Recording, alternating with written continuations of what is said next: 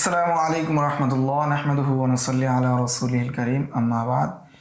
এই দর্শে আমরা আলোচনা করব ২৬ নম্বর কায়দা বা মূলনীতি থেকে ৩০ নম্বর মূলনীতি পর্যন্ত। তো প্রথম মূলনীতি হলো কায়দা ইস্তিআমালুন নাস হুজ্জাতুন ইয়াজিবুল আমালু বিহা মিন জিম। এর উদ্দেশ্য হলো মাজাল্লাতুল আহকামিল আদলিয়া, অর্থাৎ মানুষের যে অরুফ, মানুষের ব্যবহার, সেটা দলিল এবং সেটার উপর আমল করা ওয়াজিব। অর্থাৎ অরুফের সাথে সম্পৃক্ত যে বিষয়গুলো রয়েছে সেটার উপর আমল করা ওয়াজিব। এই বিষয়ে আমরা বিস্তারিত আলোচনা করেছি সূরা উকুদ ওসমান মুফতি এই কিতাবের শেষের দিকে বিস্তারিত আমাদের আলোচনা হয়েছে। তো এই জন্য এখানে বেশি আলোচনা করছি না। তো শুধু অরুফের উপর আমল করা যাবে যদি অরুফটা আম হয় এবং ওই অরুফটা যদি নসের বিপরীত না হয়। তবে অরুফ যদি আম হয় আর নসকে খাস করা যাবে অরুফের মাধ্যমে, সেই বিষয় নিয়ে আমরা বিস্তারিত আলোচনা করেছি। তো এটা মানে বলা হচ্ছে যে এখানে হাসির মধ্যে বলা হচ্ছে হাদা আসলুন মারজিউন ইলাইহি ফিল ফিকহি ফি কাসীর মিনাল মাসাইল, যে অনেক মাসাইলের ভিত্তি হলো এটার উপর, অর্থাৎ অরুফের উপর। কেননা আদত এবং অরুফ যেটা রয়েছে সেটা বিবেচনার বিষয়, সেটা অনেক গ্রহণযোগ্য এবং এটার উপর নির্ভর করে অনেক মাসালা গ্রহণযোগ্য হয়, যার মাধ্যমে অরুফের উপর নির্ভর করে হাকিকতকে ছেড়ে দেওয়া হয়, মাজাজের উপর আমল করা হয়। তো এখানে অরুফ এবং আদত যেটা রয়েছে সেটার উপর কি সময়ের প্রেক্ষাপটে কি করতে হবে, আমল করতে হবে। এমনি অরুফের মধ্যে দেখা যায় যে হাকিকি অর্থ বাদ দিয়ে মাজাজি অর্থ নিয়ে মানে অরুফের মধ্যে প্রসিদ্ধ, তখন সেটার উপর কি করা হয়, আমল করা হয়। যেমন হাদ্দুল মাইল জারি, যেমন মায়ে জারির সংজ্ঞা, যে কতটুকু পানি হলে এটাকে প্রবাহিত হবে, সেটা ছেড়ে দেওয়া হয় যে মানুষ যেটাকে বেশি প্রবহমান মনে করবে সেটাই কি প্রবহমান, যেটাকে প্রবহমান মনে করবে না সেটা প্রবহমান না। অনুরূপভাবে কূপের মধ্যে কতটুকু পরিমাণ বিষ্ঠা বা লাদ যদি পড়ে সে কূপ নাপাক হয় বা সেটা বেশি বলে গণ্য হবে, সেটাকেও ছেড়ে দেওয়া অরুফের উপর। এবং অরুফকে বিবেচনা করা হবে, পূর্বেই বলা হয়েছে, যদি নসের বিপরীত না হয় এবং নস যদি না থাকে, যে বিষয় যদি সে বিষয়ে নস থাকে তাহলে তো নসকে প্রাধান্য দেওয়া হবে। বিশেষভাবে যদি সেটা কসমের ক্ষেত্রে হয়, কসমটা বেশিরভাগ নির্ভর করে অরুফের উপর। যেমন একটা উদাহরণ দেওয়া হয়েছে, কোনো ব্যক্তি কসম করলো সে বিছানায় বসবে না, আলাল ফিরাশি আউল বিসাতি, অথবা সে কসম করলো সে কি বাতি জ্বালাবে না। এখন যদি সে জমিনের উপর বসে অথবা সে সূর্যের আলো নেয় তাহলে সে হানেস হবে না, কসম ভঙ্গকারী হবে না। কারণ বিছানার উপর বসা না বসার যে বিষয়টা অরূপের মধ্যে বোঝায়, সেটা গড়ের সাধারণত যে বিছানা, সেটা বাতি ধরন না ধরন সেটা বোঝায় যে গড়ের ভিতরে যে বাতিগুলো আছে সেটা। এখন সূর্যকে আল্লাহ তাআলা এই আলো বলেছেন অথবা চেরাগ বলেছেন, জমিনকে আল্লাহ তাআলা বিছানা বলেছেন, কিন্তু উরুপের মধ্যে সেটাকে বিছানা বলে না, ফিরাস বলে না, বিসদ বলে না। এই জন্য সে যদি কসম করে ফিরাসের উপর বসবে না, বিসদের উপর বসবে না, অথবা সে কোনো বাতির আলো দ্বারা আলো নিবে না, এ দ্বারা যদি সে কি করে সূর্যের আলো দ্বারা আলো নেয় অথবা জমিনের উপর বসে, সে হানেস হবে না, অরূপের উপর নির্ভর। অনুরূপভাবে কোনো ব্যবসায়ী যদি কি কোনো কিছু বিক্রি করে বাজারে এবং সেটা যদি মানে সেটার সমন সম্পর্কে যদি সে কি সেটার সমন কখন দিবে, সেই মূল্য কখন দিবে, সেই বিষয় যদি উল্লেখ না করে, কিন্তু একটা রীতি আছে যে আজকে কিনলে এই সামনের শুক্রবারে দিতে হবে বা পরের বাজারে দিতে হবে, প্রতি সোমবারে বাজার হয়, এই সপ্তাহে নিচ্ছে পরের সোমবারে দিয়ে দিবে, এটা যদি অরূপ হয় তাহলে অরূপ অনুযায়ী ওই সময় দিয়ে দিতে হবে। এটা স্পষ্ট করার দরকার হবে না। কেন? ফুকায়ে কেরামগণ বলেন লিআন্নাল মারুফ কাল মাশরুত, প্রসিদ্ধ যে বিষয়গুলো আছে সেটা কেমন যেন শর্তের মতোই, সেই হিসাবে তাকে অরূপের মধ্যে যেটা আছে সেটাকে বিবেচনা করা হবে, সেই হিসাবে এসে দিবে।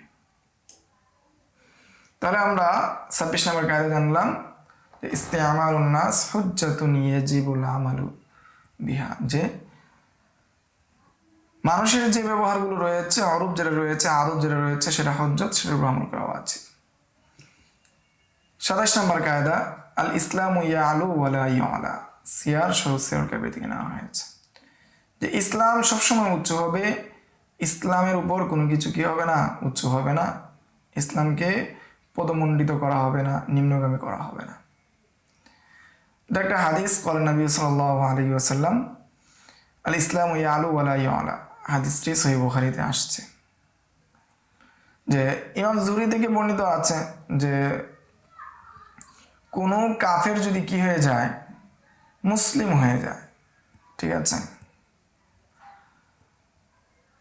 কাফের যদি কোনো কাফের গোলাম যদি কি হয়ে যায়, মুসলিম হয়ে যায়, তখন ওই কাফেরকে কি করা যাবে না, কাফের অধীনে ওই মুসলিমকে রাখা যাবে না, বরং তাকে বাধ্য করা হবে, তাকে বলা হবে তুমি কি করো, তুমি এই গোলামকে বিক্রি করে দাও।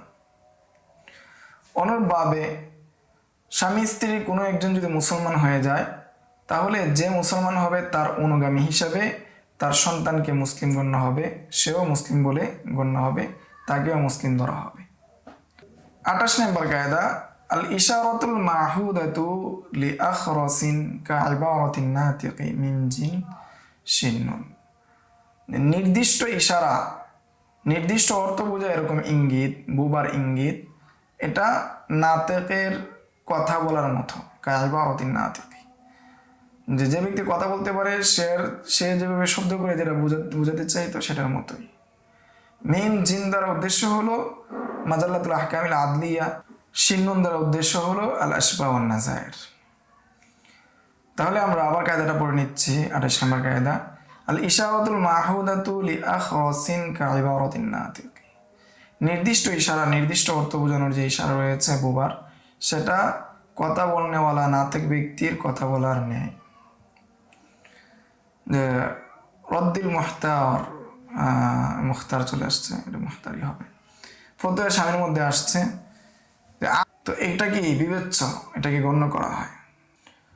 তনরভাবে এটা ব্যবসা বাণিজ্য, হেবার রেহেন, তলাক, ইতাক, যত বিষয় আছে সবগুলোর মধ্যে বিবেচনা হবে, তবে সেটা হদের মধ্যে বিবেচনা হবে না, হদের মধ্যে বিবেচনা করা হবে না। ইশারার মাধ্যমে হদ সাব্যস্ত হয় না, কারণ হদ যেগুলো আছে সেটা সামান্য সৌন্দর্যের দ্বারা কি হয়ে যায়, রহিত হয়ে যায়। 19 নম্বর কায়দা, আল আসলু ইজাফাতুল হাদিসি ইলা আকরাবি আওকাতিহি। যে মূলনীতি হলো কোনো ঘটনাকে তার নিকটবর্তী সময়, ইলা আকরাবি আওকাতিহি, তার নিকটবর্তী যে সময় রয়েছে সেই সময়ের দিকে ইজাফত করা বা ফিরানো। শিন্নুন দ্বারা উদ্দেশ্য হলো আল আশবাহ ওয়ান নাযায়ের। এর উদাহরণ হলো যে কোনো ব্যক্তি যদি তার কাপড়ে নাপাকি দেখে, এমত অবস্থায় সে যদি নামাজ পড়ে, সে জানে না কখন নাপাকি লেগেছে, তাহলে সে ধরে নিবে যে সর্বশেষ যে হদস হয়েছিল, সর্বশেষ সে যে প্রস্রাব করেছিল অথবা 2 নম্বরে গিয়েছিল, সেটাকে বিবেচনা করা হবে। যদি মনি লেগে থাকে, তাহলে এই মনিটাকে বিবেচনা করবে, যে সর্বশেষ সে যে ঘুমিয়েছিল সেটাকে বিবেচনা করবে। অর্থাৎ সর্বশেষ ঘুমানোর পরে যে নামাজ পড়েছে সেটাকে গোসল করে সে কি করবে, সে নামাজকে আদায় করবে। এখানে বলা হচ্ছে ওয়ালজামুল গুসলু ফি সানিয়াতি ইনদা আবি হানিফা মুহাম্মদ ইন লাম ইয়াযকুর ইহতিলামা। এমন কেউ সকালেও ফজরের পরে ঘুমাইছে, আবার জোহরের পরে ঘুমাইছে, এখন সে মাগরিবের সময় থেকে তার লুঙ্গির মধ্যে কি মনি আছে, এমন অবস্থায় দ্বিতীয় যে জোহরের পরে যে ঘুমিয়েছে সেটার জন্য সে কি করবে, গোসল করবে, যদি তার ইহতিলামের কথা স্মরণ না থাকে। আর যদি তার কথা স্মরণ থাকে যে না সকালেই কি হয়েছিল, স্বপ্নতে হয়েছিল, এই জিনিসটা যদি তার স্মরণ থাকে, দূরবর্তী কথাটা যদি স্মরণ থাকে, তাহলে তো প্রথম কথাটা আর আসবে না, প্রথম বিষয়টা বিবেচনা হবে না। 30 নম্বর কায়দা হলো কায়দাতু আল আসলু বারাআতু জিম্মা। যে 30 নম্বর কায়দা হলো যে জিম্মা থেকে মুক্ত হওয়াটাই মূল আসল। শিন্নুন দ্বারা উদ্দেশ্য আশবাহ ওয়ান নাযায়ের। তো জিম্মা থেকে মুক্ত হওয়াটা আসল। আমরা তরজমা জানলাম, উদাহরণের মধ্যে যাই। ফতুল কাদিরের মধ্যে আসছে, কেউ যদি কাউকে করজ দেয়, বিনিময় দেয়, যে আমি তোমাকে এটার মালিক বানিয়ে দিলাম, এর পরিবর্তে তুমি আমাকে এটা দিবে। এখন পরিবর্তে কি দিবে সেটার মধ্যে ইখতিলাফ, পরিবর্তে কি দিবে সেটার মধ্যে কি হচ্ছে, ইখতিলাফ হচ্ছে। তাহলে ফাল কওলু কওলুল আখির, তাহলে যে গ্রহণ করেছে অর্থাৎ যাকে মালিক বানানো হয়েছিল, যে দিবে তার কলকে গ্রহণ করা হবে। কেন? লিয়ান্নাল আসলা বারাআতু জিম্মা, কেননা আসল হলো কি জিম্মা থেকে মুক্ত হওয়া, অর্থাৎ যে দিচ্ছে তার কথা গ্রহণ করা হবে না। আখেস দ্বারা উদ্দেশ্য হচ্ছে গ্রহণকারী, কিন্তু গ্রহণকারী দ্বারা মানে উদ্দেশ্য হলো যে ব্যক্তি কইছে মারাক্তুহু আলা আন তারুদ্দা বাদলুহু, তা আমি তোমাকে মালিক, তাকে মালিক বানিয়ে দিলাম, তার বদলে সেটা দিবে। তো হু জমিদার দিয়ে গিয়েছে, সে হলো কি মূলত ওই দিক থেকে আখেস, আর বদলটা সে দিবে, এতএব তার কথাই কি হবে, গ্রহণ হবে। অনুরূপভাবে কেউ যদি কারো মাল ধ্বংস করে ফেলে, এখন যদি ইখতিলাফ হয় যে কতটুকু মাল ছিল, তাহলে যে ধ্বংস করেছে তার কথাই গ্রহণ হবে। আর যে ব্যক্তির মাল সে যদি বেশি দাবি করে, তাহলে তার প্রমাণ দিতে হবে, প্রমাণের ভিত্তিতে গ্রহণ হবে, না হলে গ্রহণ হবে না। يؤتي الحكمة من يشاء ومن يؤت الحكمة